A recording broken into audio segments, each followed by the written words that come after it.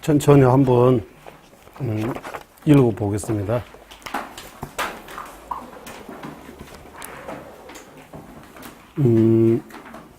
거기 티베트하고 한문 같이 한 박스 만들고 그 밑에 한글로 다 새로 번역했습니다.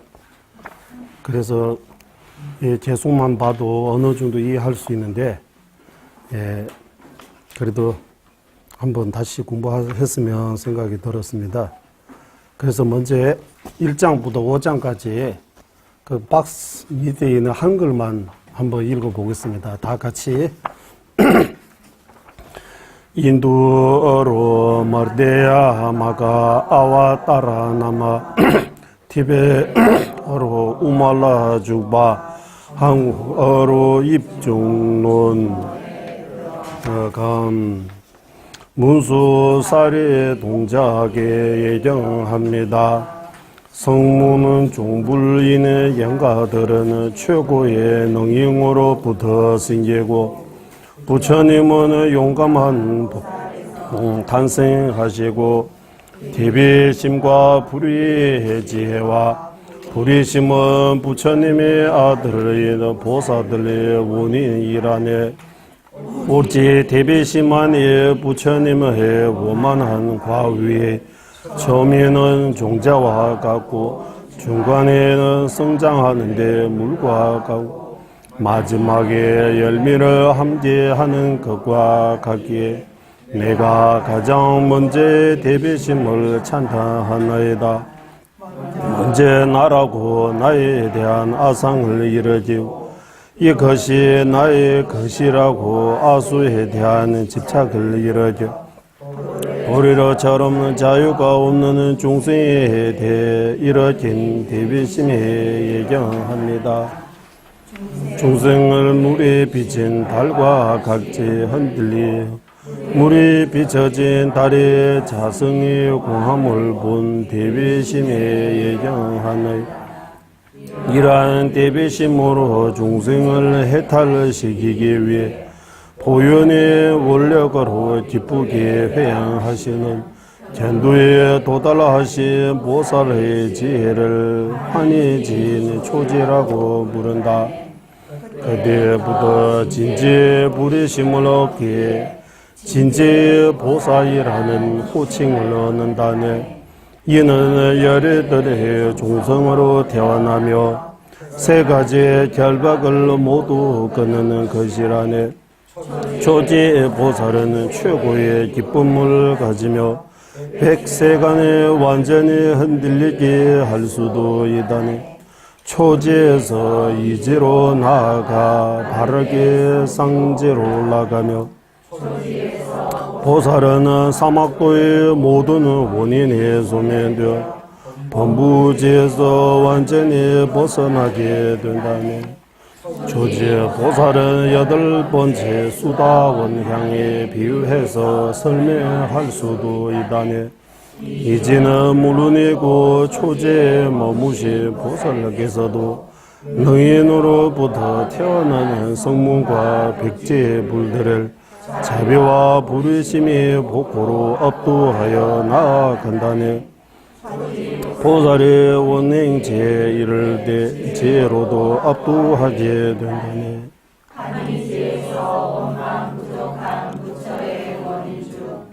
첫째 원인인 보시의 바람이래 수성하게 된다네. 자신의 살을 주더라도 공경하며 주시네.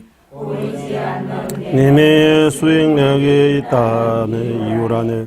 모든 이들의 행복을 원하고 사람들을 재물이 없으면 행복을 얻을 수 없고 재물 또한 보시로부터 생겨나는 이치를 너희는 부처님께서 아시고 제일 먼저 보시의 가르침을 설하시다네. 저하고 마음이 부드럽지 않으면 자신의 뜻만을 추구하는 이들에게도 재물을 베푸는 보시가 길갈등의 고통을 소멸하는 원인이 된다.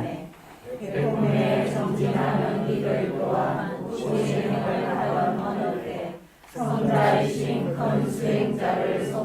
만화 그 성자의 설법을 덮고서 생사를 끝나니 완전의 열반의 정면에 이르는 원인이 된다니 일체 중생을 돕기 위해 서운하는 보살은 보시하는 절실히 큰 기쁨이 얻으니 비심을 지닌 이와 지니지 않은 이에게 보시의 가르침을 제일 중요하다니 또한 달리는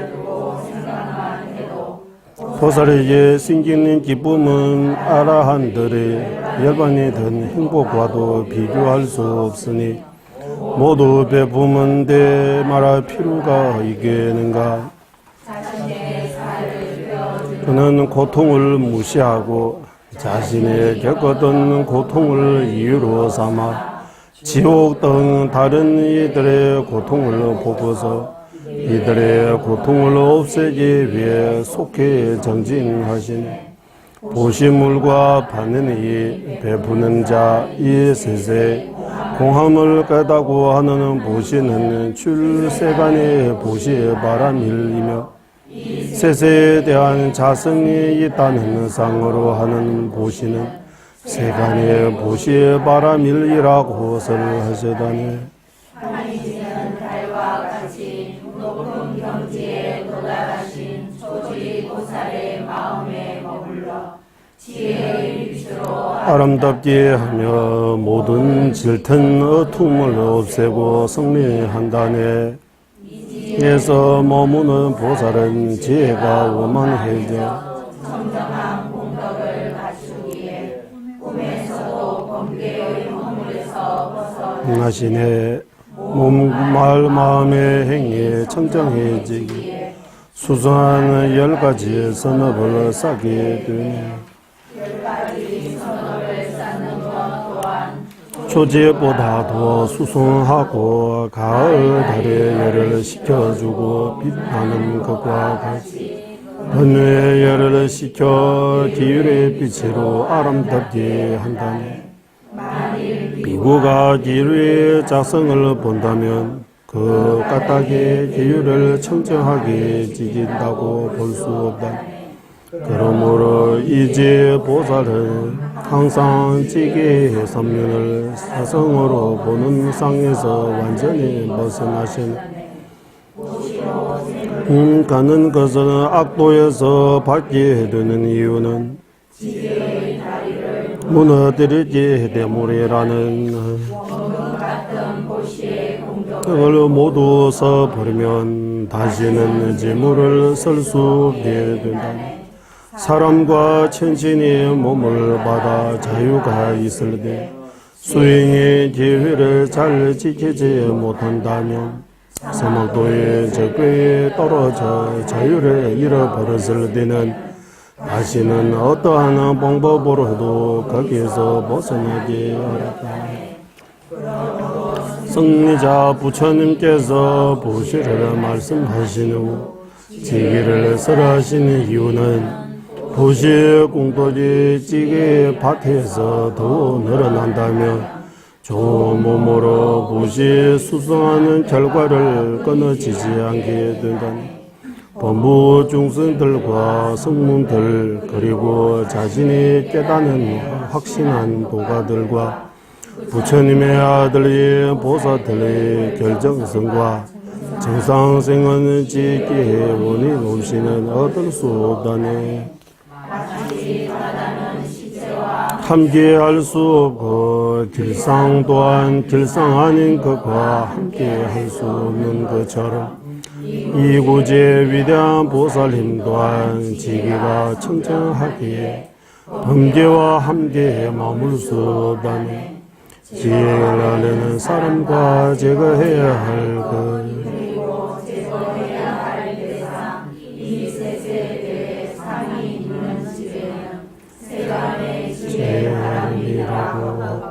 이셋에 대해 상이 없으면 출세간에 지게 바람일이라 한다네.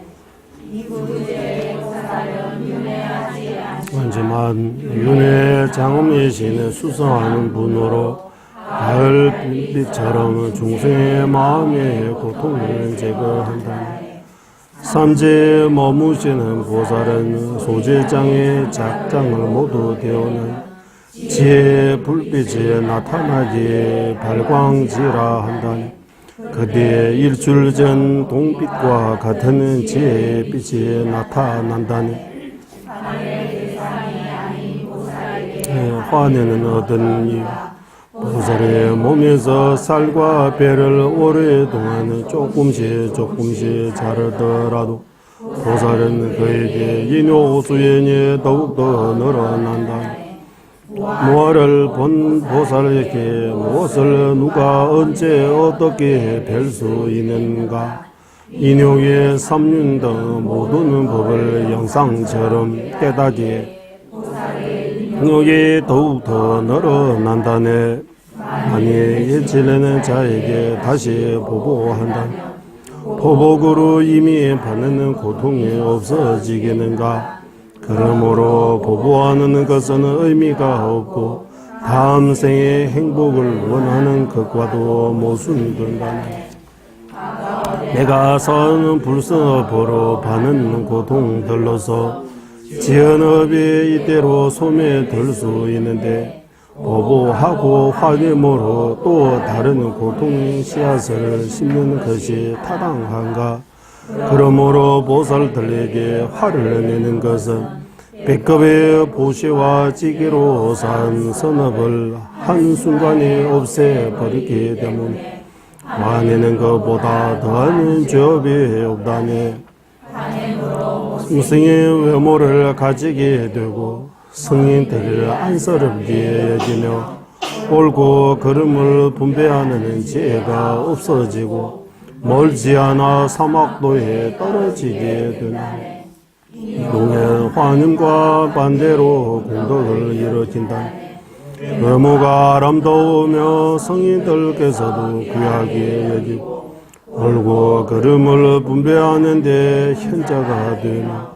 내생에는 사람과 천신의 몸받아 악업이 소멸되다니. 보살 인용행의 허물과 이득을 알고서 참지 못하는 성령을 끊고 성자가 참다하는 인용을 속히 널 닦아야 한다. 완전한 깨달음을 위해 회양하더라도 삼륜에 대한 상이 있다면 세간의 인효 바람일이고 상이 없으면 출세간의 바람일이라고 부처님께서 설하시니. 저 보살은 성장과 신통을 하고 탐진지 등 모든 번뇌가 줄어들어서 항상 중생들의 욕계의 집착으로부터 벗어나게 하는 힘이 뛰어나게 된다네. 지게 인용은 제가 잘게 착하다고 설하시니 이에 세 가지 바람이를 복도 자랑이라고 하고 색신의 원의이라고도 한다니. 다드는 발광지에 머무는 삼재 보살은 그 다음 중생들의 어둠 제거하기를 원하기에 허물을 이는 종생이 구제하는 데 뛰어나지만 분노하지는 않는다네.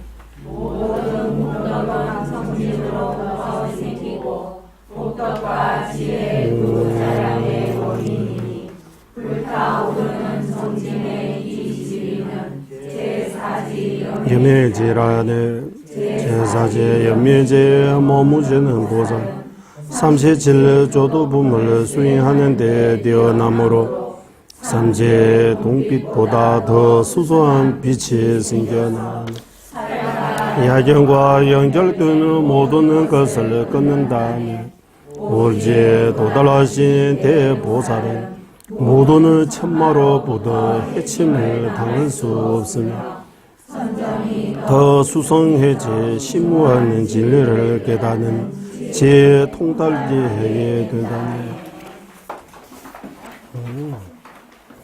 미미 제외 들친 제르시 체메 켐베 원보 잠벨야 두부 마르 좀제 상회다 강제 켐베 주견 종한바 로산 잡베 샵라 솔라 미멘 제베 들친 제레지 체메 켐베 원보 잠벨야 두부 마르 좀제 상회다 강제 켐베 주견 종한바 로산 잡베 샵라 솔와데 미멘 제베 들친 제레지 체메 켐베 원보 잠벨야 두부 마르 좀제 상회다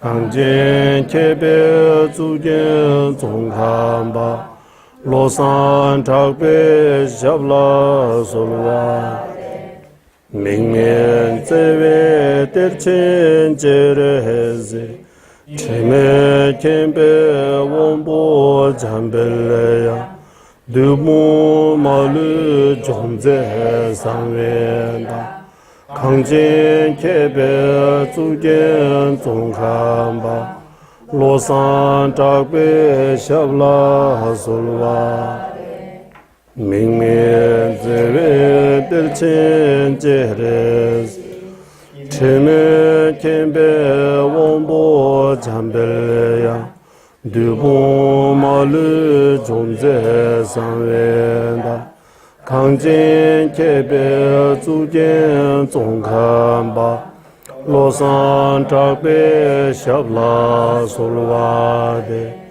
미멘 제베 들친 제레지 체메 켐베 원보 잠벨야 두부 마르 좀제 상회다 강진 켐 주견 종한 잡베 샵라 솔와데 미멘 제베 들친 제레지 체메 켐베 원보 잠벨야 두부 마르 좀제 상회다 강제 켐베 주견 종한바 로산 잡베 샵라 솔와데 미멘 제베 들친 제레지 체메 켐베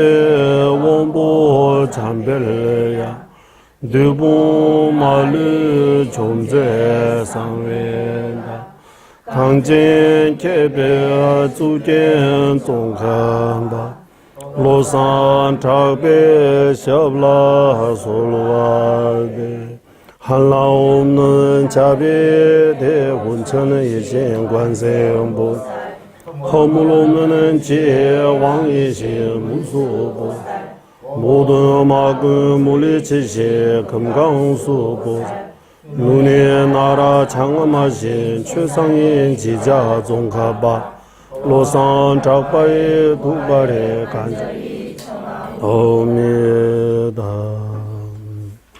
본소 계례지회 준비고 다의 주회를 와공원소 마루 시자지신 시회도 샤게 조델라 구자살 다음에 돈바대세의 조대외제와 공기 코로나의 장미 신도 주변 남르와 미보만 잠배양라 구자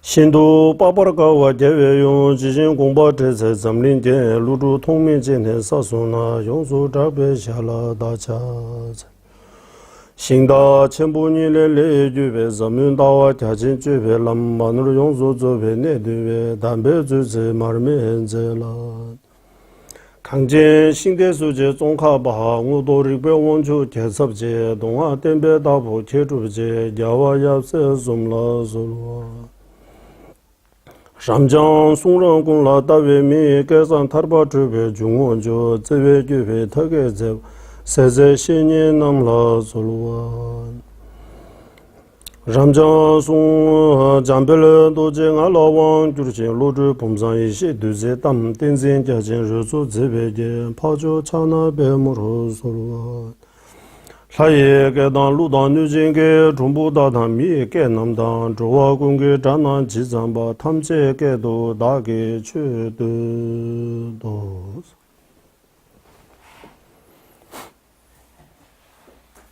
예.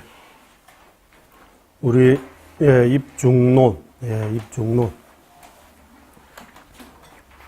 작년에 입중론 한번 공부했습니다. 그게 일요일마다. 그때는 그 개송 기준이 있는 그 개송 가지고 했습니다. 그래서 그 개송 보니까 이 티베트하고 좀 뭔가 맞지 않은 것들이 좀 봐서 이게 개송을 고쳤으면 생각하고 이번에 개송 좀 고쳤습니다. 예. 그러니까 개송만 봐도 일단 설명 안 해도 되죠. 개송만 봐도.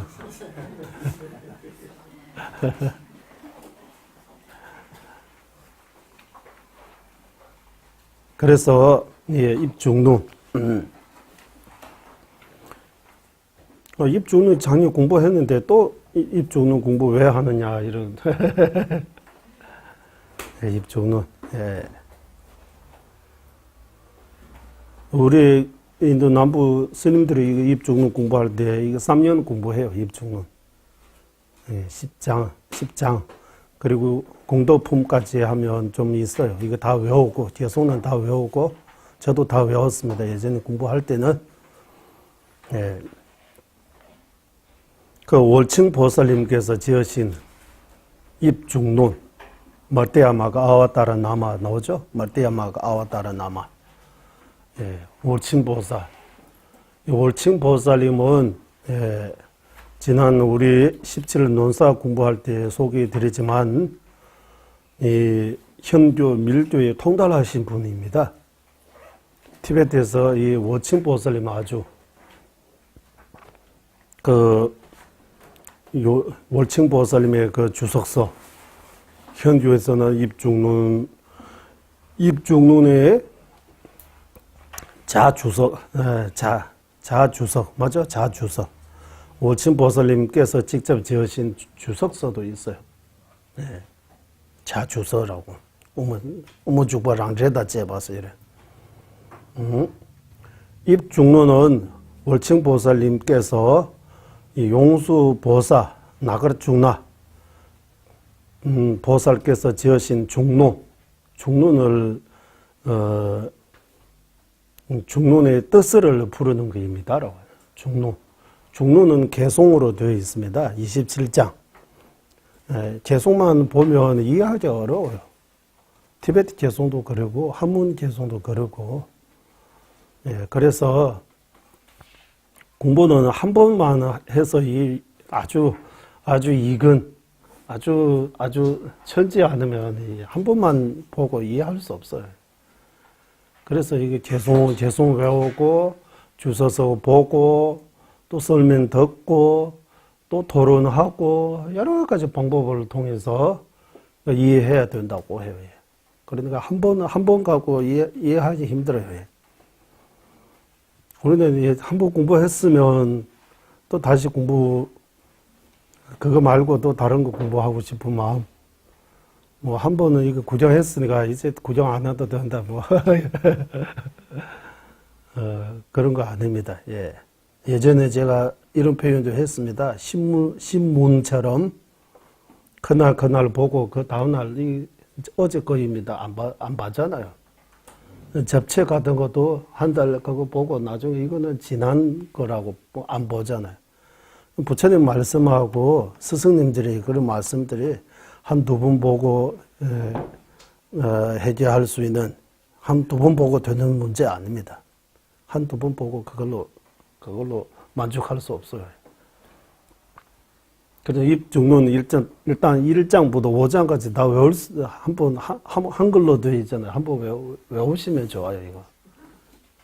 외우는 것도 연습하면 좋아요. 예. 그 외우시라고 하면 힘들게 해요.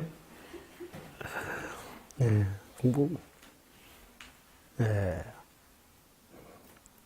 공부마저도 편안하게 쉽게 공부 가르치고 쉽게 배웠다고 하지만 쉽지 않아요.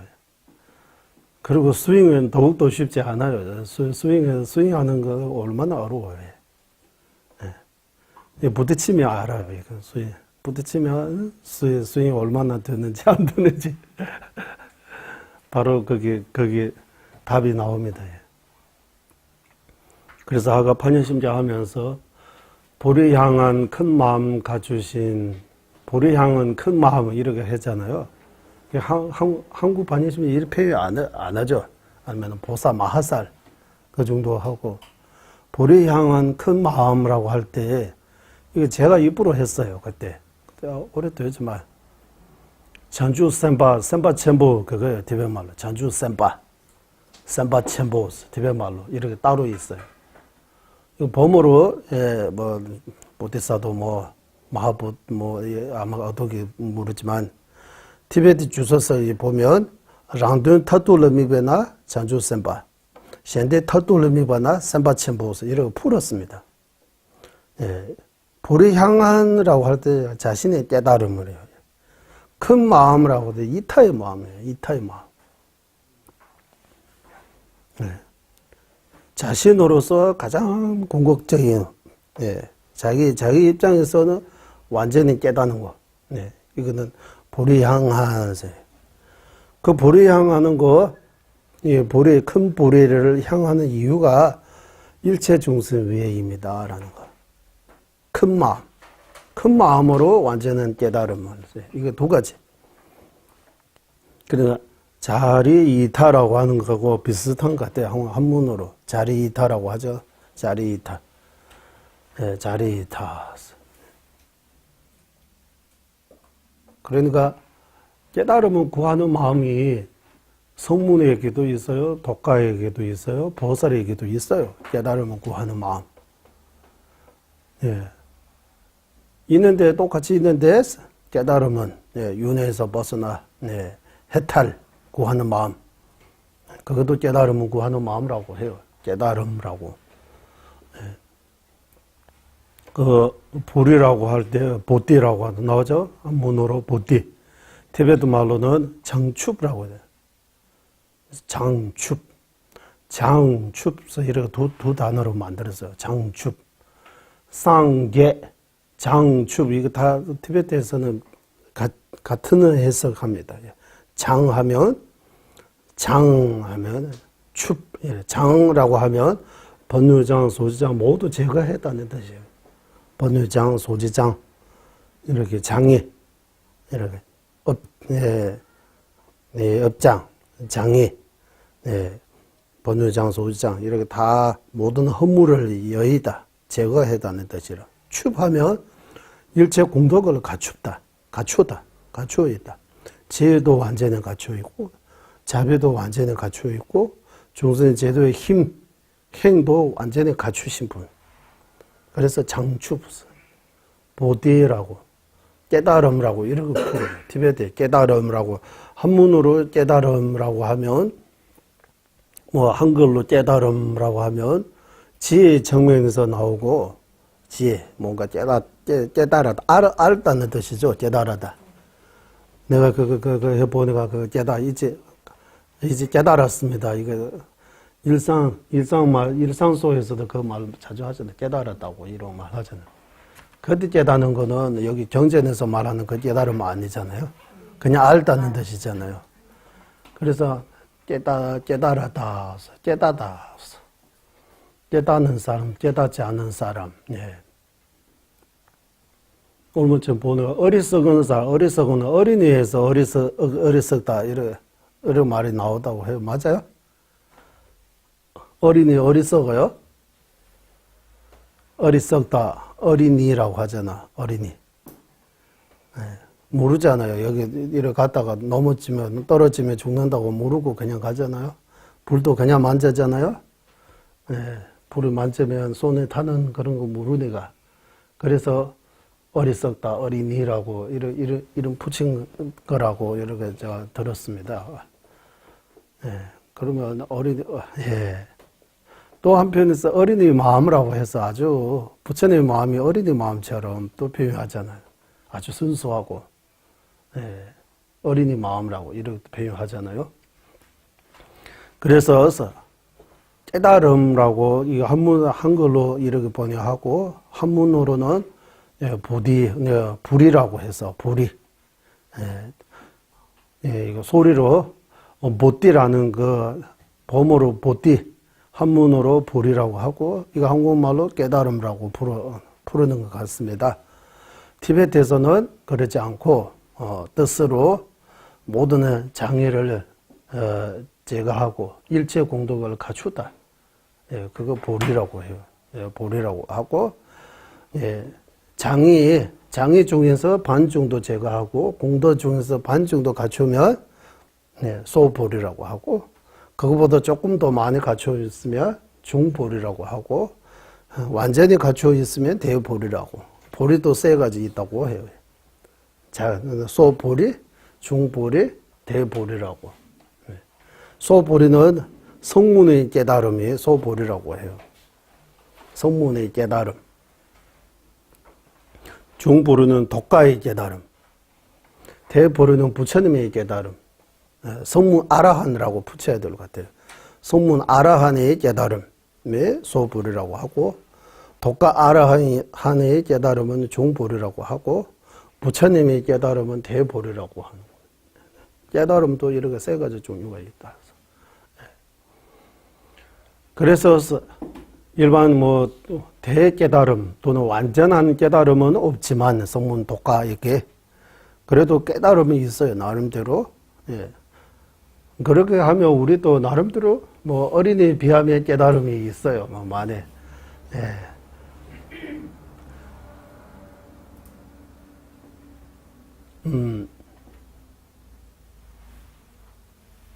예, 나름대로서 이렇게 크면서 깨닫는 거 많아요. 예. 깨달는 거 많아요. 아는 거 많아요. 예.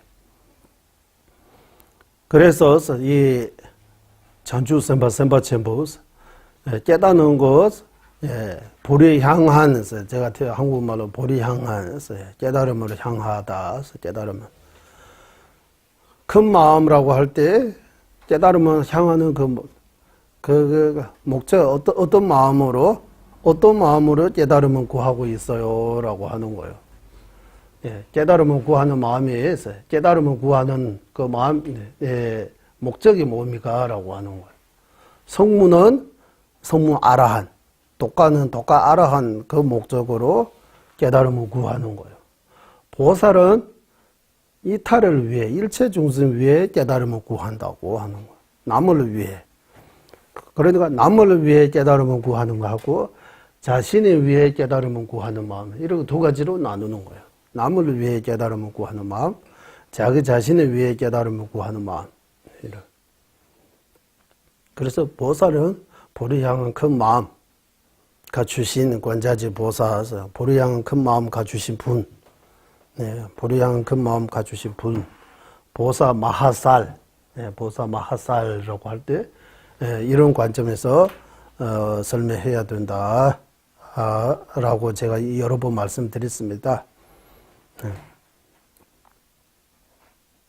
예, 보시다시피 우리 여기 같이 공부하신 분들이 좀 아마 알 겁니다. 우리가 말할 때 외국 사람이 한국말 하고 일단 첫째는, 예, 그래서 처음 듣는 분들이 조금보다 더 많이 그럴 수도 있는 것 같아요. 익숙해지고 익숙해지지 않고 그런 차이도 있고, 예. 처음 그리고 여러 번 듣다 보면, 예, 그런 차이가 좀 있습니다. 예. 예. 그리고 그 말을 할 때 이 말이, 예, 그냥 일반 말은 일산 이렇게 일산적인 것들을 근거 가지고 그런 것까지 할 필요 없지만 중요한 내용, 예, 부처님 말씀, 스승님들의 말씀, 이런 중요한 말씀들은 다 근거가 가지고 말해야 된다고 해요. 내가 이렇게, 내 느낌이 이렇다라고 하면 안 되고, 어떤 근거를 가지고, 정론, 스승님들의 말씀, 이런 근거를 가지고 말해야 된다고 해요.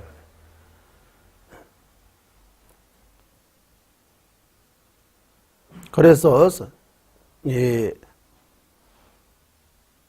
근거를 가지고 말씀해야 된다고 해요. 근거를 가지고.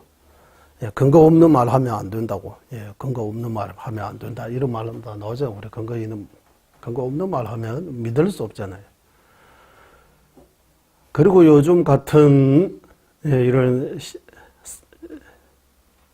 시기에 부처님 말씀조차도 믿기 좀 어려워요, 사람들이. 우리 부처님 말씀조차도 믿기 어렵고, 부처님 말씀을 믿는다고 해도 그 안에 다양합니다. 부처님 말씀, 옛날에 인도에서부터 성문도가, 보살, 유부, 정량부, 유시, 중관, 학파, 여러 가지 견해들이 있었습니다. 인도 내에서도. 부처님 시대부터 시작해가지고, 부처님이 예전에도 그런 게 이제 여러 가지 견해들이 있다고 해요. 부처님이 오셔가지고, 이제, 좀 다르게, 부처님의 견이라고 해야 돼요. 부처님의 그 사상, 부처님의 가르침 통해서 또 다른 한 학파라고 해야 돼요. 견이라고 해야 돼요. 하나, 많은 사람들이 동감할 수 있는, 거기에 대해 역사적인 부분에서 말씀 많이 하시는데, 이렇게 보니까 요즘 한국에 남방, 저거 불교도 많이 들어있고, 원래 화엄사상, 이렇게 감각, 원래 한국 불교도 들어와 있고, 선불교도 들어와 있고, 또 대배 불교도 들어와 있고, 여러 가지 이런 것들이 와 있으니까, 그 가운데에서 다 부처님, 크게 보면 다 존경하고, 다 부처님 말씀이니까. 하지만 또 들어가 보면 조금 더 안으로 깊게 들어가 보면 약간의 좀, 그리고 총돌이라고 할까요? 다른 견해, 주장이 완전히 다른 견해. 예를 들면, 이렇게 하면 반연심경, 우리 아까 반연심경 독점했습니다. 반연심경 부처님 말씀, 우리는 이때까지 부처님 말씀을 하고 배워왔잖아요. 거기에 대해 의심은 없잖아요.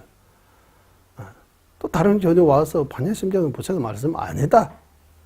라고 하면, 처음 들으면 어떻게 들려요? 그럼 이거 부처님 말씀입니다. 어떻게 정면해요? 그저 부처님 말씀 아니라고 할 때 무슨 근거로? 여러 가지 근거들을 물어봐야 될 것 같아요. 역사적인 면에서 말하는. 역사적으로 사립부는 역사의 실제 인문 있었던 사람이고, 관자재 보살하면 실제 있던 인물이 아니라고 하는 거. 실제 있는 인물 아니라서 반야심정이 나오는 그 관자재 보살이 없는 어떤 사람이 시인이 글 잘 만드는 사람이 그냥 상징적으로 이렇게 붙여가지고 만들었다고 하는 거. 부처님 원래 견이 아니라고. 여러 가지 이유 있지만 그 중에서 이거 하나죠. 맞죠? 실제 인물 아니기 때문이라고 하고, 그런 것도 해요. 네. 그렇다라고 하면 실제 인물 아니라고. 부처님께서 33천을 그거 올라가서 어머님 구제하러 갔다고 좀 있으면 백중 기도 일을 하잖아요. 어디 도솔천입니까? 무슨 천? 자지천? 도솔천입니까? 도솔천은 실제로 있어요? 부처님께서 갔다 왔다고 하는데 어디 있어요, 지금? 도솔에 있다고? 어디?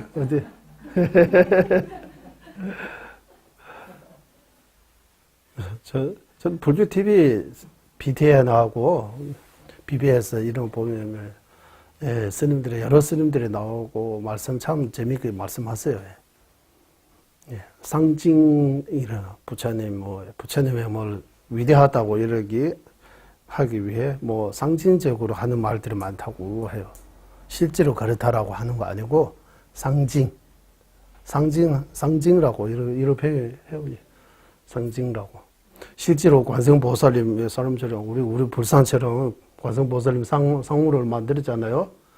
그런 거 있는 거 아니고 자비심을 이렇게 상징해야 되니까 천수, 전화, 사수, 관함, 손발 이런 데는 힌두교에서 가져온 거라고 해요.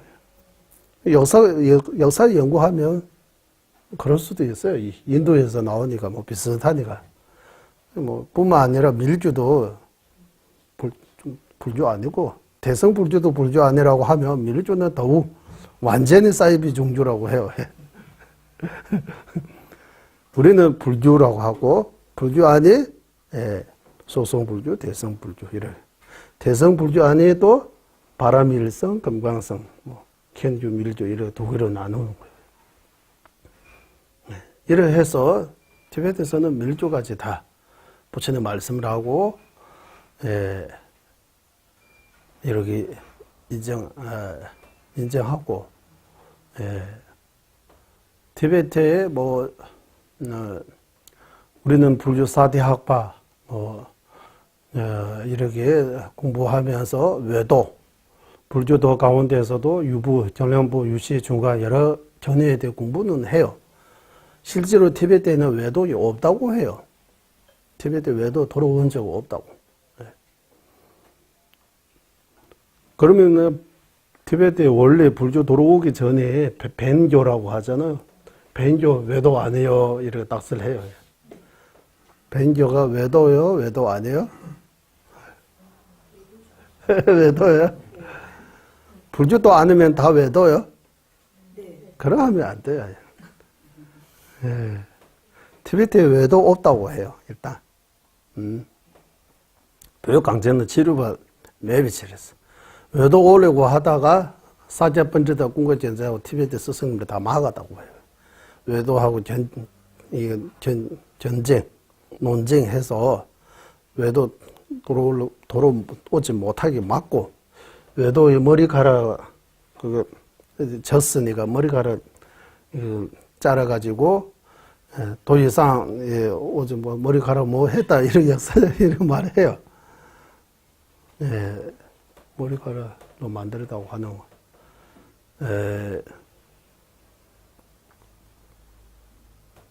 그래 역사는 잘 모르겠어요. 어쨌든 티베트에 외도가 없다고 해요. 그래서 벤교는 벤교 믿는 사람들이 불교는 아니지만 외도라고 말할 수 없다고 하는 거. 외도 불교도의 정의는 뭡니까? 이것도 이제 좀 안으로 들어가야 되잖아요. 또 정의.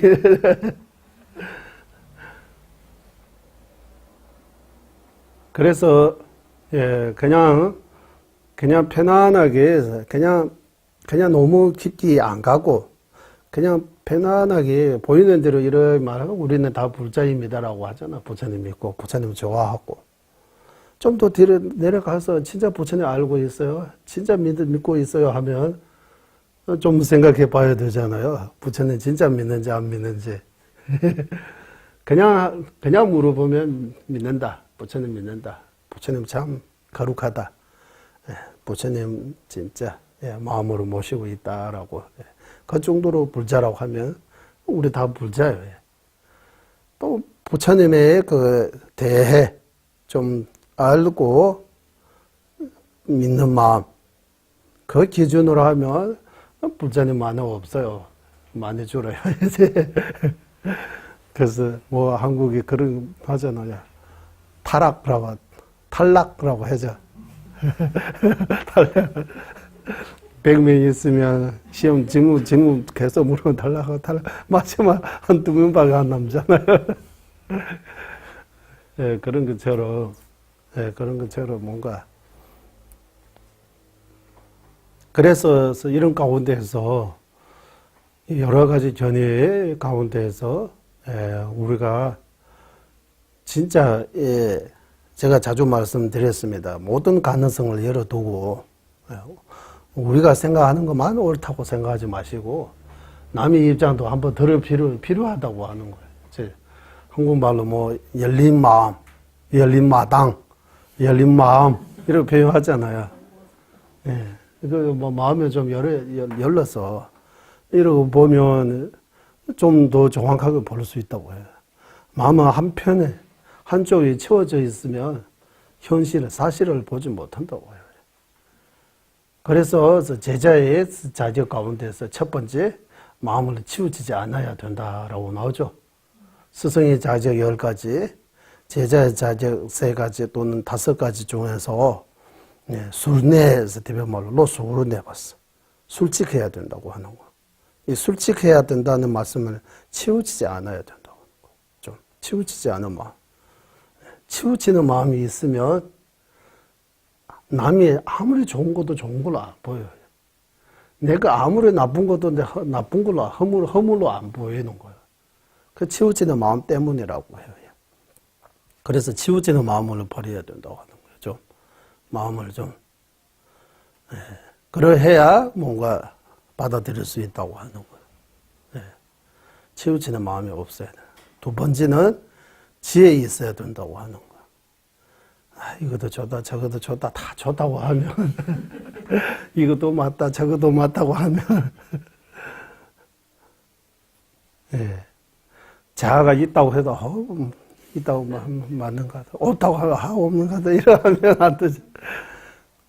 실제로 있다 없다 이거 분별할 수 있는, 구분할 수 있는 그래 능력, 지혜 같은 거 있어야 된다고. 옳고 그름을 분별할 수 있는, 정사 구분할 수 있는 지혜가 있어야 된다고 하는 지혜 있어야 된다. 지혜.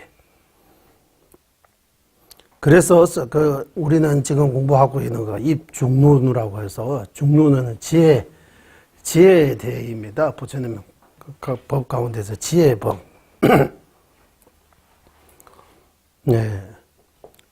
용수보살님께서 지으시는 중론을 개송으로 27장 있다고 말씀드려요. 그 27장에 대해 주석석이 너무 많아요. 주석석이. 그래서 요즘 학자들이 연구하는 그 방식하고 옛날부터 티베트에 내려온 거기에 입장하고 약간의 차이가 있다고 보시면 될 것 같습니다.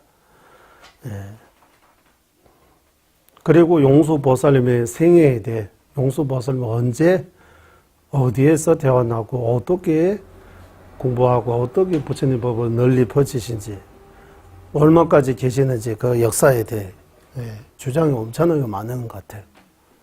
뭐 용수보살님 600년 살았다고 이런 말도 있고, 그렇지 않다라는 말도 있고, 실제로 정확하게는 누구도 지금부터 과거 용수보살 하면 언제예요? 2세기죠, 2세기. 그럼 2세기 지금 21세기 하면 거의 2000년 전 이야기입니다. 그 누가 정확하게 알아요. 그것도 동영상도 없고 녹음기도 없고 뭘로 근거해야 돼요? 이거 600년 살았다, 60년 살았다, 그 역사에 대해 정확하게 그 용수보살님 말고 우리가 부처님에 대해도 역사하면 부처님 정확하게 우리는 음력 4월 8일날 부처님 태어났다고 하잖아요. 티베트는 음력 보름이 태어났다고 하잖아요. 4월 보름이. 부처님은 한 분인데 생일 두 번이 있는 거예요. 4월 8일날도 태어나고 4월 15일날도 태어나는 거예요. 2번 태어났어요. 위대한 사람이니까 2번 태어나야 돼요.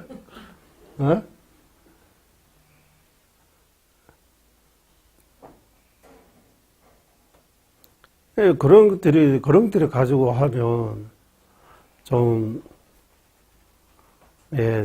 뭐라고 해야 돼요? 정확하게는 그런 말할 수 없는 것 같아요. 정확하게. 이거 맞다고. 이거 틀리다고. 역사는. 그런데 역사는 그 설명하는 사람이 어떻게 이렇게 해가지고 어떻게 설명하느냐에 따라 또는 역사는 이긴 자라고 이런 말도 하고 역사에 대해 여러 가지. 역사도 유부 정랑부 유시 중화학과처럼 역사에 대해도 주장이 여러 가지 이렇게 있잖아요. 역사 전문하신 뭐 분들이 다양하니까 한국의 역사에 대해 이렇게 자주 나와요. TV에서도 나오고 이런 역사에 대해 참 말씀 참 이렇게 하신 분들이.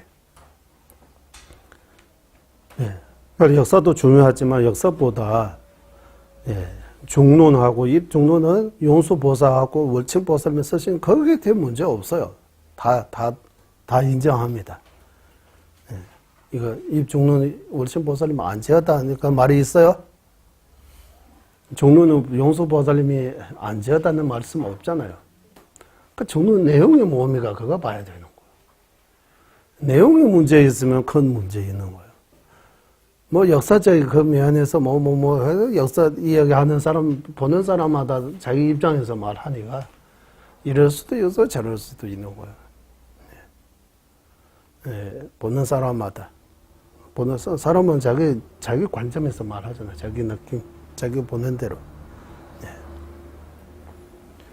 그래서 역사도 불교 역사 그 중에서 불교 역사에 대해도 중요하지만 부처님 가르침의 핵심에 대해 더 중요하다고 하는 거. 부처님 가르침의 핵심이 뭡니까? 핵심. 중요한 내용. 그게 내용이 핵심입니다라고 하는 거. 그래서 내용을 들어가려면, 용수보살님께서 진짜 불교를 발전시키는 것입니까? 불교를 망가뜨리는 것입니까? 이런 거 한번 물어보면, 부처님은 더 위대하게 만드셨어요? 아니면 과하게 위대하게 만드셨어요? 아니면 부처님 법이 해쳤어요? 부처님 법이 불교에 도움이 주셨어요? 이렇게 한번 치우치지 않은 마음으로 이렇게 크게 한번 보면 우리는 이 부처님께서 직접 수기하셨다는 그런 말도 있고 용수보살님께서 직접 지으신 요 중론뿐만 아니라 다른 논서들이 또 많아요. 이런 것들이 다 한번 공부해보면 용수보살님은 두 번째 부처님 정도로 인도에서 그 정도로 많이 알려지신 아주 위대한 스승입니다라고 해요. 용수보살님의 이 머리가 엄청나게 좋다고 하나, 엄청나게 발달하신. 그래서 저는 거기 보면서 대강배라고 하잖아요. 무비큰 스님이 말씀대로 초기 불교는 무선전화기하고 비슷하다고. 유선전화기를 비유하고 대성불교는 스마트폰으로 비교해서 발전된다고 해야 된다고. 둘 다 부처님 말씀이라고 하는 거잖아요. 부처님 가르침이 발전된다고. 이렇게 봐야지. 초급 불교는 낮은 불교라고 하고 대성불교는 높은, 아니면은 초급 불교에서 대성불교는 불교 아니다 이런 말 아니고 부처님 법이 더 발전, 사람들 가운데 이렇게 알리는데 더 발전된다는, 이렇게. 그는 또 부처님 법을 발전시키다 하면 부처님께서 왜 이렇게 발전시키지 못하는 거예요?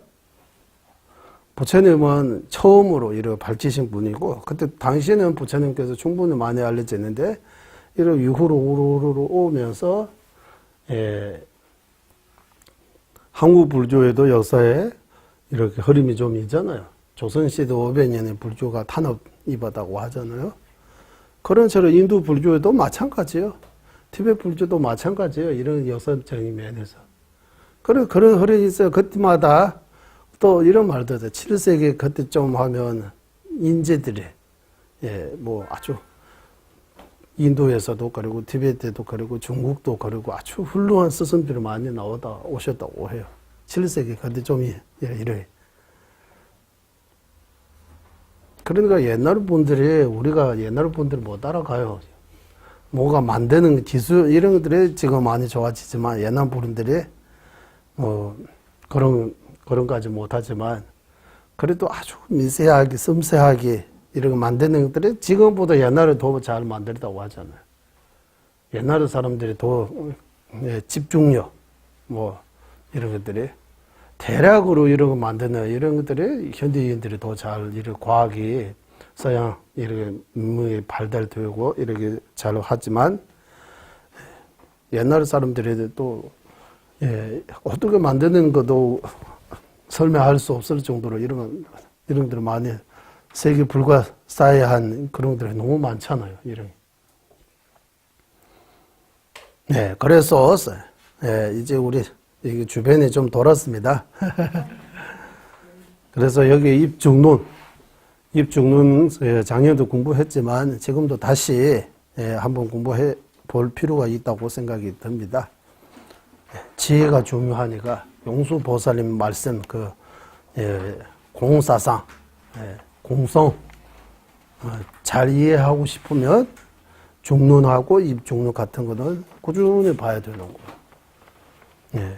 꾸준히 보시고 또 보고 생각하고 일을 할 필요가 있습니다. 그래서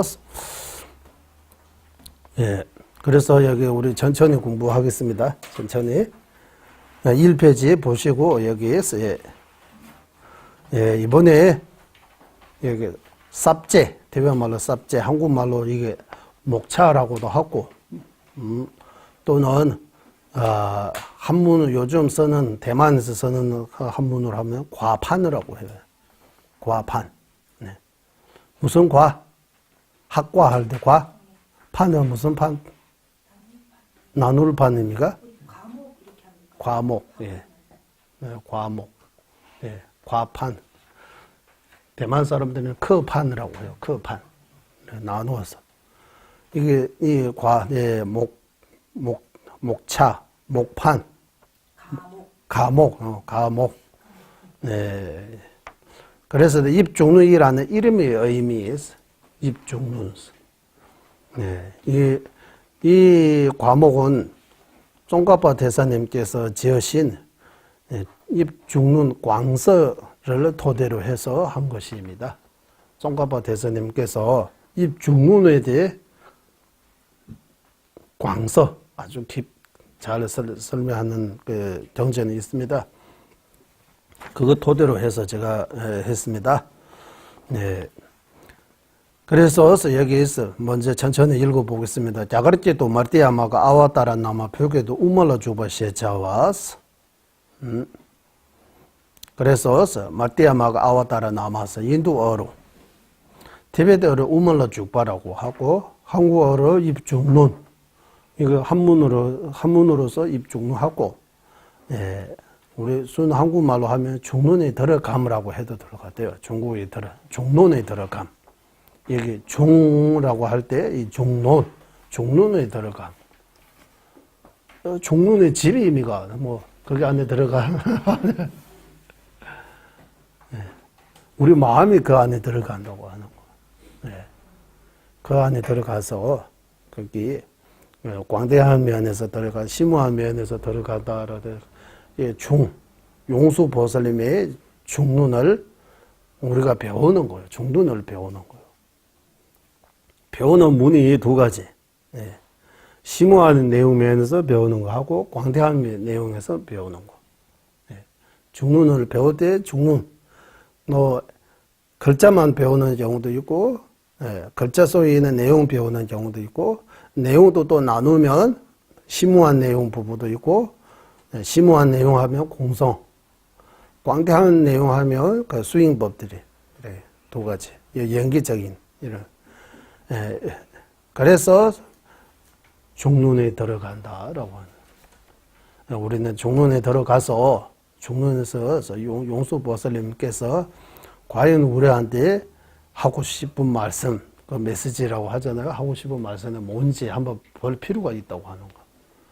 그래, 이 중론을 통해서 용수보살님을 알 수 있고, 용수보살님을 통해서 우리가 부처님을 알 수 있다고 하는 거. 부처님을 좀 더 정확하게, 좀 더 잘 알 수 있다고 하는 거. 그래서 여기 해석 인도에서 사용하는데 네 가지 불교 용어 중, 네 가지 불교 용어, 인도 델리에 있는 박물관 들어가 보면, 인도의 언어 글자들이 엄청 많아요, 종류가. 종류가 많아요. 여기 네 가지 언어라고 할 때 우리는 이 부처님의 거기 사상을 불교는 이렇게 전해오는데 유부, 정령부, 유시, 중간 이렇게 해서 불교 4대 학파라고 하고 그 가운데 유부의 근본 네파라고 해요. 유부도 설리제 유부하고 뭡니까? 설리제 유부, 티베트 말로는 시탐제 요바마베 대바, 페치베 대바, 만부구베 대바, 네덴베 대바라고 해요. 유부도 네파로 나눠요. 그 네파도 또 갈라지면 18부파라고 18파가 있어요. 유부 안에도. 이렇게 많은 파, 인도 내에서도 옛날부터 있었다. 그 근본 유부 네파가 이 부처님 말씀, 그때 배해탈경이라고 해요. 배해탈경. 배해탈경을 독경할 때, 범어로 독경하는 경우 있고, 요즘 말로 하면 빨리어로 독경하는 경우 있고, 이렇게. 섬지대께, 아워점시대께, 비셔즈께, 비셔즈, 섬지대께 하면 범어입니다. 아워점시다, 비셔즈, 일단 하나는 기하는, 이게 네 가지 언어가 있다고 해요. 사유하는데. 요즘은 부처님 말씀은 주로 빨리어로 된 부처님 말씀하고, 범어로 된 부처님 말씀, 이렇게 두 가지 말씀하시잖아요. 그런 것처럼, 그때 당시 사용했던 언어가 네 가지 중에서, 여기는 범어로는 멀티야마가 아와다르 나마스. 범어로. 라고 한다. 범어로. 인도어로서, 인도어 가운데에서도 범어입니다. 범어. 인도어 가운데에서도, 인도어 중에서도 범어. 범어로 멀티야마가 아와다르 나마라고 하는 거예요. 이름. 그 이름이 갖고 있는 내용을 용수보살이 지으신 27장으로 되어 있는 근본송이다. 말대 아와다라 나마스라고 한다. 그리고 중론에서 들어가서 중론이라고 할 때 여기 중론에 용수보살님께서 용수보살이 지으신 27장으로 되어 있는 그 중론 근본송이라고 해요. 중론 근본송. 이 한국말로 번역이 되어 있습니다. 여러 잘 번역이 김성철 교수님하고 또 다른 교수님들이 이 번역하신 것들이 좀 있는 것 같아요. 중론 만약에 깊이도 공부하려면 한문도 좀 배워야 되고 진짜. 그리고 좀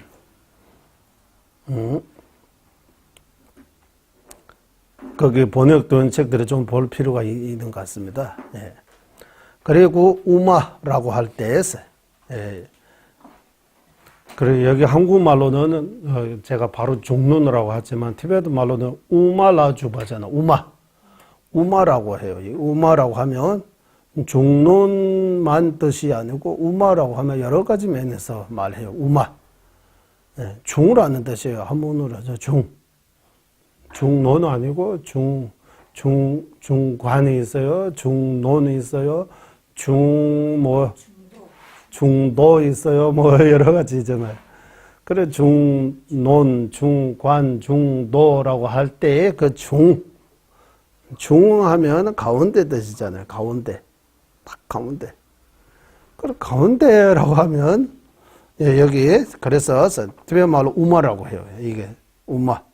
할 때 대상과 주체, 가르침 세 가지 측면에서 해석할 수 있다. 대상의 측면에서 공성을 말하고 있다고.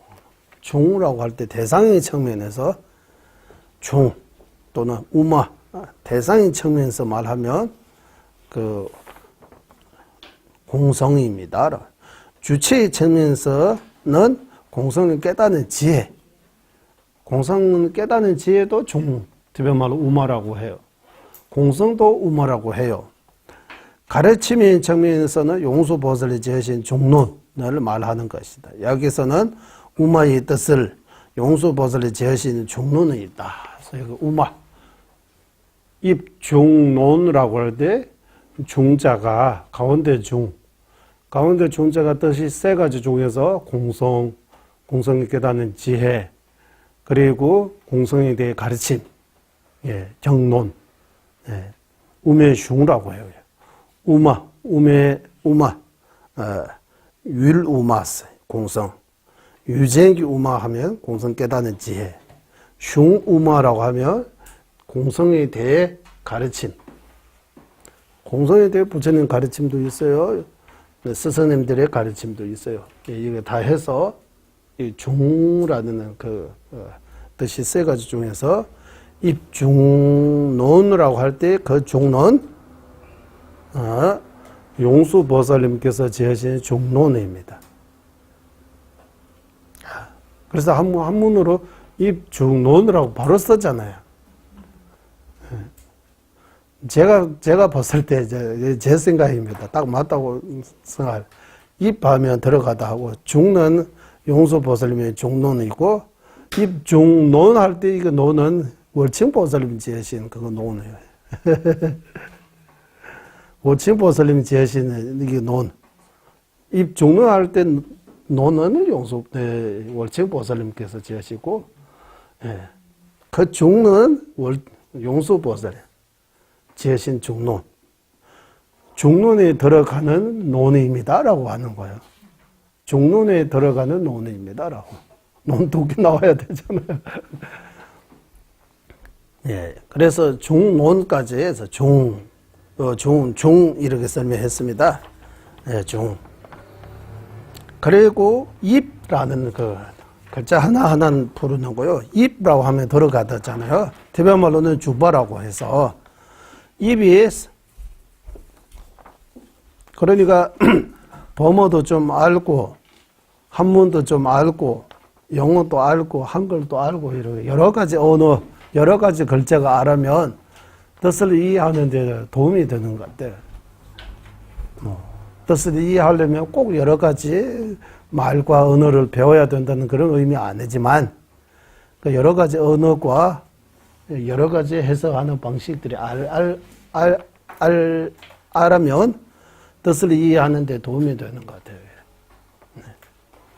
그래서 죽바라고 해서 티베말로 죽바, 한국말로는 들어가다, 한문어로 입라고 할 때에 입이라고 하는 것은 여기 해석하다, 설명하다는 뜻이에요. 죽바라고. 죽는을 설명하겠습니다라고 하는 거야. 죽는을 해석하겠다라고. 이렇게 해요. 우리는 이 보살행론이라고 하잖아요. 이 보살행. 보살행에 대해 설명하겠다라고. 보살행에 대해 해서 말하겠다고 하는 거예요. 보살행 해야 된다고 많이 하잖아요. 보살행, 우리. 보살의 육바라밀행, 보살행. 보살행 하고 싶으면 부리심 내고 보살행 하고 싶으면 이 보살행론을 배워야 된다고 하는 거예요. 왜? 이 보살행이라고 할 때 보살행에 대해 자세하게 나오는 거예요. 자세하게 설명되어 있는 거예요. 그래서 이 보살행 논. 마찬가지로 이 중라고 할 때 중을 공성 깨닫는 지혜 또는 중론 등 잘 이해하고 싶으면 입중론을 배워야 된다고 하는 거예요. 왜냐하면 입중론에서 공성에 대해, 공성 깨닫는 지혜에 대해, 그리고 공성을 깨닫는 지혜, 공성과 공성 깨닫는 지혜에 대해 말씀하여 주신 과거의 스승, 월침보살님보다 용수보살님이 먼저잖아요. 용수보살님께서 설하신 중론, 더 나아가면 부처님께서 설하신 반야경, 그런 것들을 이해하려면 입중론, 중론을 공부하라고 하는 거예요. 중론, 입중론. 그래서 해석하다, 설명하다는 그런 의미를 하는데, 월침보살은 두 가지로 해석한다. 하는데, 월침보살은 두 가지로 해석한다. 월침보살님께서 입이라고 할 때 두 가지 면에서 해석하고 계십니다. 심오하는 견해의 면에서 해석하는 하고 공대한 수의 면에서 해석한다. 심오한 견해의 면에서 중론을 설명하는 거하고 광대한 수의 면에서 중론을 해석하는 거. 이걸 해석하는 방식이 두 가지 있습니다. 해석할 때 뜻을 해석할 수도 있고 글자 한자 한자를 글 한자 한자 글자 한자 한자를 해석할 수도 있습니다. 이를 티베트어로 둔규로 뜻을 해석하는 거 티베트어로는 둔규라고 하고 그리고 글자 하나하나 한 글자 한 글자 설명하는 거는 칙주라고 이렇게 칙주라고 한다. 둔규로는 뜻을 해석하는 것이고 칙주로는 글자를 해석하는 것이다. 이 논서는 뜻을 해석하는 것이다. 입중론은 중론의 뜻을 해석하는 중론 글자 하나하나 안 풀었어요. 중론 글자 하나하나 풀는 거 또 월층보살님이 지으신 민고론 맞죠? 명구 칙설이라고 우먼 칙설이라고 해요. 월층보살님께서 지으신 민구론 보면 중론 계속 하나하나 풀었어요. 입중론은 글자 안 풀고 뜻을 다시 정확하게 말씀하시는 거예요. 그래서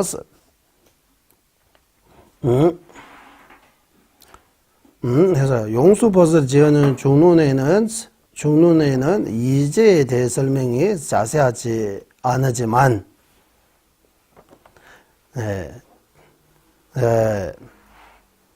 입중론에서 자세하게 설명되어 있다고 하기도 하지만 이 무슨 말이냐? 용수보살님께서 지으시는 중론에서는 이제 속죄 진제에 대해 자세하게 설명이 없다고 하는 거예요. 월층보살님이 지으시는 중론에서는 입중론에서는 진제 속죄에 대해 자세하게 설명이 있다고 하는 거예요. 이거 말이 돼요? 말이 되는 것 같아요? 말이 안 되는 것 같아요?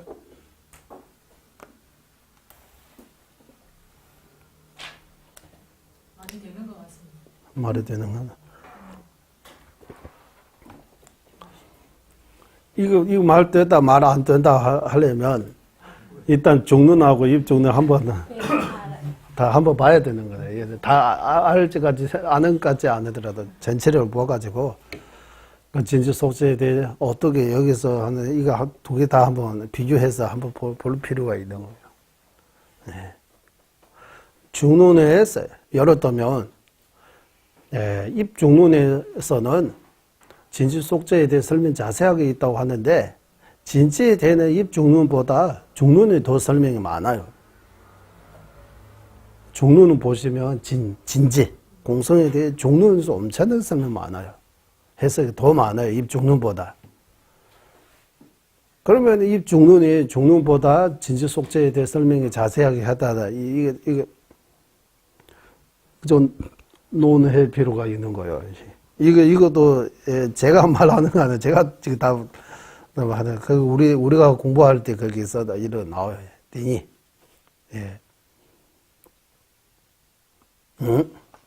근본 중성에는 그 사제에 관한 품에 이제에 관해서 잠깐 언급이 있고 여기는 타생 면에서 이제에 대한 언급이 개수는 훨씬 그러니까 수로 봤을 때 여기 입중론 개손수로 하면 입 중론이 많아요? 네. 중론보다?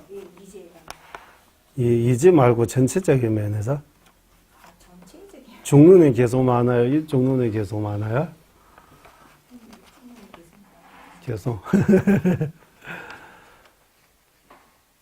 그래서 입중루라고 월층보살님께서 왜 입중루라고 했어요? 입중루는 월층보살님은 중론에 대해 글자 하나하나 부르는 민구론 따로 지었습니다. 하지만 그걸로 또 안 끝내고 또 입중론 따로 만드는 이유가 뭡니까? 그래서 거기에 대해 아마 밑에 조금 설명이 있지 않을까 써 있는 것 같아요. 이따 한번 보겠습니다. 쫑가바 대사가 보기는 접학하지 않는다. 뭡니까? 접학하지 않는다. 적당하지 않다, 타당하지 않다. 설명이 되어 있다고 하기도 하지만, 이런 설명도 있지만, 종가파 대사가 보기에는 적합하지 않는다. 입중론보다 중론에서 진제에 대해 논리적인 해석이 더 많기 때문입니다. 라고 이제 여기 나오죠. 월층 보살의 입중론을 지은 이유는 여기 중론을 자립논증 중간학파와 같이 해석하면 안 되고 교류논증 중간학파의 입장에서 해석해야 하기 때문입니다. 라고 하는 거예요. 그래서 입중론에서는 자립논증 중간학파를 비방하고 있다. 입중론에서. 입중론에서 유시학파에 대해도 비판이 많다. 그치? 입중론을 들어가 보면, 우리 그때도 작년, 처음에는 조금 봤는데, 밑에 부분은 개송도 어렵게 되어 있고, 내용도 너무 어려웠어요. 또 말해도 좀, 말하는 사람도, 듣는 사람도 다 어려우니까, 마지막 부분에 좀 더 빨리 갔습니다. 어쨌든 입중론에서 유시에 대해 비판이 있습니다. 자립논쟁 중간학파에 대해 비판이 있습니다. 비판. 잘못했다고. 그래서 입중론이 깊은 견해의 면에서 해석하고 있다는 것입니다. 깊은 견해의 면에서 해석하는 거예요. 그래서 견해의 면에서 해석하다, 견해의 면에서 들어가다라고 할 때, 뭐 이지속지 다 자세하게 설명 안 하고 그런 주장도 있는데, 종가파 대선님께서 그거 적합하지 않다라고 하셨어요. 왜냐하면 이유를 진지에 대해 입중론보다 중론에 더 자세하게 설명 나옵니다. 때문입니다라고. 그래서 그러면 견해의 면에서 깊은 견해의 면에서 중론을 설명하다라고 할 때 무슨 말이냐 하면 견해에 대해 공성에 대해 중간학파 안에도 두 가지 중간학파 있습니다. 자립논증 중간학파, 교류논증 중간학파. 그래서 용수 보살님이 본격적인 견해는 교류논증 중간학파의 견해입니다. 자립논증 중간학파의 견해는 아직도 마지막에 정확한 견해가 아닙니다라고 비판했어요. 뿐만 아니라 유시 사상 그대로 유시학파에서 견해 그대로 해서 해도 안 된다라고 비판이 많아요. 그래서 그런 것들이 다 논리적으로 문제 있다고 하고, 궁극적으로 공성이라고 하면 교류논증 중간학파가 말하는 그 이름뿐, 생각뿐인 그 존재 방식에 대해 가장 미성한 존재 방식 또는 공성에 대해 이해하려면 입중론을 배워야 된다고 하는 거예요. 입중론을 통해서 용수 보살님이 정확한 그 견해를 이해할 수 있다고 하는 거예요. 그래서 심오한 견해의 면에서 또는 깊은 견해의 면에서 중론에 들어가다, 중론을 해석하다라고 할 수 있습니다. 그리고 광대한 수익 면에서 설명하는 것은 중화학파의 입장에서 보면 소송과 대성의 차이는 방변의 차이다. 우리는 소송, 대성이라고 할 때 둘 다 공성을 깨닫는 지혜는 똑같이 있다고 해요. 소송도 공성을 깨닫고 대성도 공성을 깨달았다고 해요. 하지만 방편 면에서 차이 있다고. 중론은 공성에 대해서만 설명하고 이지 광대한 수행에 대해서는 설명하고 있지 않다. 설명하고 있지 않다. 입중론은 십지에 따라 수행하는 방법에 대해 자세하게 설명하고 있다. 십지, 하나는 십지, 그래서 십장이 나오잖아요. 1장부터 10장까지 십지하고 연결해서 수행 방법에 대해, 수행 체계에 대해 설명입니다. 5제와 6제에서는 선정과 위파사나를 닦는 지관, 닦는 그 방법에 대해 설명하고 있기 때문에 광대한 수행 면에서도 중론을 해석하고 있다. 광대한 수행 면에서도 중론을 설명하고 있다. 그래서 입중론, 그게, 중론을 해석할 때 두 가지 면에서 해석한다고 하는 거. 두 가지. 예, 깊은 견해의 면에서 해석하는 거하고, 광대한 수의 면에서 해석하는 거. 예. 그래서 중론에 들어가다라고 하는, 입중론에 들어가다. 용수보살님께서 지으신 중론을 두 가지 관점에서 해석하는 논이기 때문에 입중론이라고 하는 거예요. 예, 두 가지 면에서 해석하시기 때문에 중론. 그래서 여기까지 우리 오늘 입중론이라는 이름의 의미에서 입중론 이렇게. 그래서 입중론 이거 글자 하나하나 부를 수 있는 거예요. 글자 하나하나. 입라고 할 때, 중라고 할 때, 논이라고 할 때, 이렇게 글자 하나하나 불어서 우말라 주바스, 우말라 주바스. 그러니까 두 가지 면에서 해석하는 것들을 자세하게 보려면 입중론 거기에 1장부터 10장까지 일단 한번 공부해야 되는 거예요. 1장부터 10장까지 한번 공부해 보면 두 가지 면에서 중론을 해석하신 것은 정확하게 볼 수 있다고 합니다. 그래서 이번에 이거 다 공부 못하지만 1장부터 5장까지 우리가 이게 재송도 좀 바꿨습니다.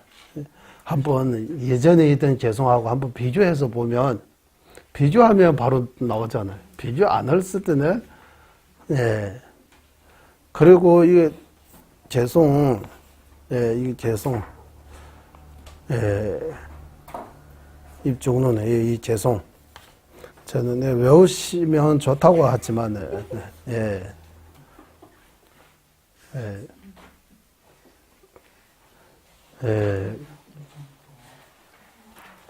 반야경의 뜻을 가장 잘 나타내는 것이 용수보살님의 중론이라고 보시지 않습니까? 그러면 이 중론에 대해서 이제 그 십지에 따라서 그 십지로 나누어서 그 해석을 한 것이 월침보살이 처음입니까? 그렇다라고 하면 월침보살님 처음이라고 중론의 해석에 대해 그를 십지의 순서에 따라서 번역한 것을 해석한 것은 아마 월침보살님이 그죠. 그러면은 우리가 앞에서 배웠던 반야신경을 그렇게 수행의 면에서 반야경을 그런 식으로 반야심정은 5도로 연결하잖아요.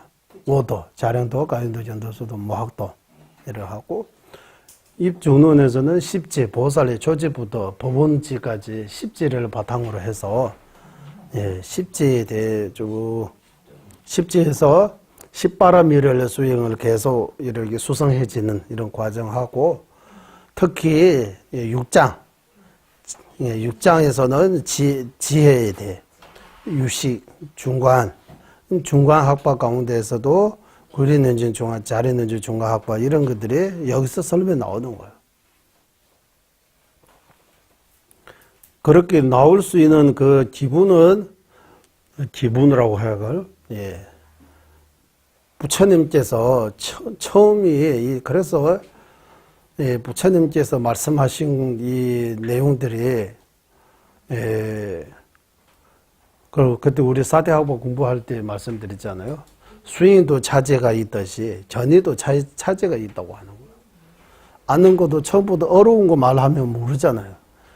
쉬운 것부터 말하면 조금 더 어려운 것까지 이해할 수 있잖아요. 학교에서 가르칠 때 유치원 초등학교 1, 2학년한테 그 어려운 문법이라든지 역사라든지 이런 거 가르쳐요? 안 가르쳐요? 안 가르치잖아요. 일단 기억력부터 이렇게 자제대로 이렇게 해서 우리도 이렇게 해서 여기 이거 다 배웠잖아요. 이제 이거 글로 보이잖아요. 글 모를 때 처음에는 이걸 이해 못 하잖아요. 이런 거. 이게 한국말로 아무리 번역이 잘 했다고 해도 관심 없는 사람 또는 이런 것에 대해 관심 없는 사람, 안 믿는 사람, 별로 이렇게 하는 사람, 별로 이 못하는 사람들이 이거 봐도 몰라요. 이거 자체 어렵다고 하는 거예요. 이거는. 우리는, 용수보살하고, 용수보살. 법성계입니까? 무슨? 약찬계. 이거 옛날부터 많이 알려져 있잖아요. 용수보살 하면 부처님처럼 용수보살에 대해 우리는 옛날부터 뭔가 한국에 있는 거잖아요. 용수보살, 마면보살, 용수보살, 이렇게. 그래서 지금은 그냥 이렇게 깊기 말고 그냥 이렇게 한번 생각해 보세요. 지금은 부처님 열반하신 지 2500년, 3000년 흘러갔다고 해요. 용수보살님은 또는 월칭보살님은 이런 분들이 우리하고 달리 인도분입니다. 맞죠? 인도분. 이거 다 인정하잖아요. 이거 인도분입니다. 거기에 대해 또 지금이 인도하고 네팔하고 이러도 하면 또 부처님 인도 사람입니까? 네팔 사람입니까? 룸빈이 대화나잖아요. 그 룸빈이 지금은 인도입니까? 네팔입니까? 네팔이잖아요. 그러면 부처님도 지금은 네팔 사람입니까?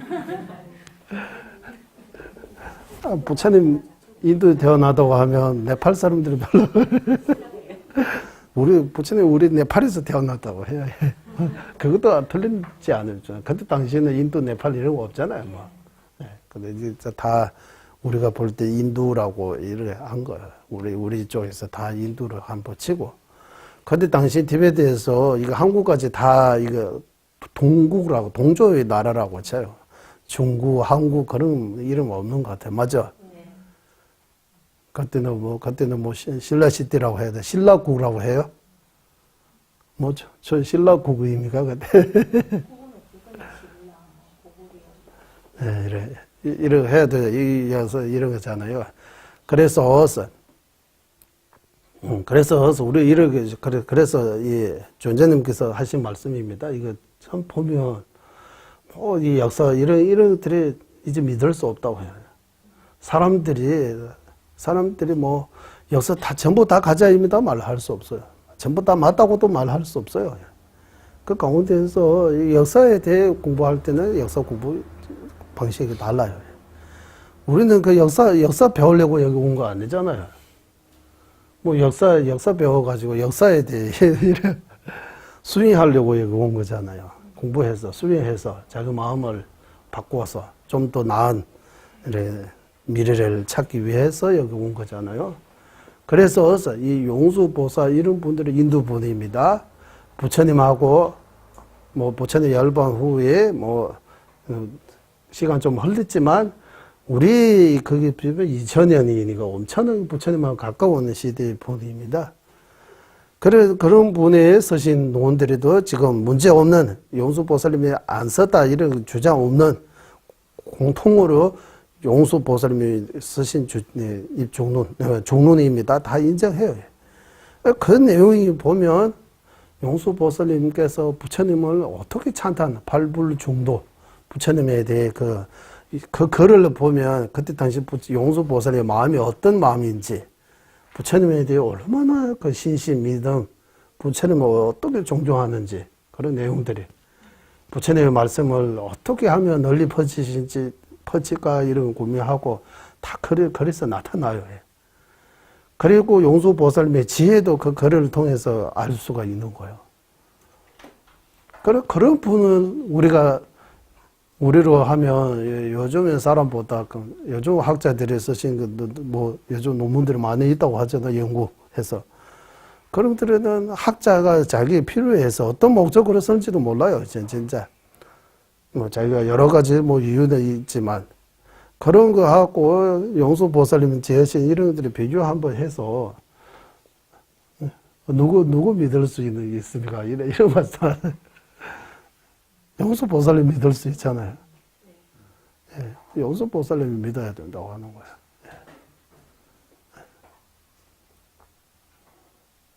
그리고 용수보살님 믿는다 하면 다른 방법 없어요. 이제 이미 용수보살님 가신 지 2000년 흘러갔어요. 용수보살님께서 저신 중론이 있어요, 올해. 그거 말고 중간 육추론입니까? 육추입니까? 육치. 치입니까? 추입니까? 중간 뭐?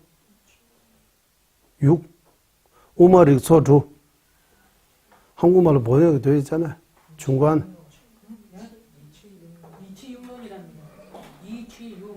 예, 이치육론. 이거 지금 배울 수 있잖아요. 제가 한국말로, 한문으로도 되고, 한국말로도 번역이 되어 있어요. 한번 보세요. 열어보세요. 어렵지만, 그래도 한번 열어보세요. 그리고 번역되어야 하지 않아요. 용수보살이 이제 밀주 정제인데 논서들이 엄청나게 많아요. 우리도 또 다 보지 못하지만, 그런 거 보면, 이 보통 분야 아닙니다. 또 우리 티베트 논서에서 하면 용수보살님은 밀주의 가장 상근기, 한세 한 몸으로 성불하셨다고 또 해요. 인도 80도인 가운데서 80도인입니다라고 해요.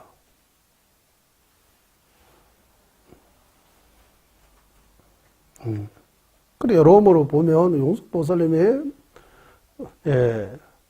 우리 좀 전체적으로 보면 용수보살님의 이 견해가 진짜 부처님의 원리 그대로 우리한테 전해주고 싶은 그 뜻을 그대로라고 믿을 수 있습니다.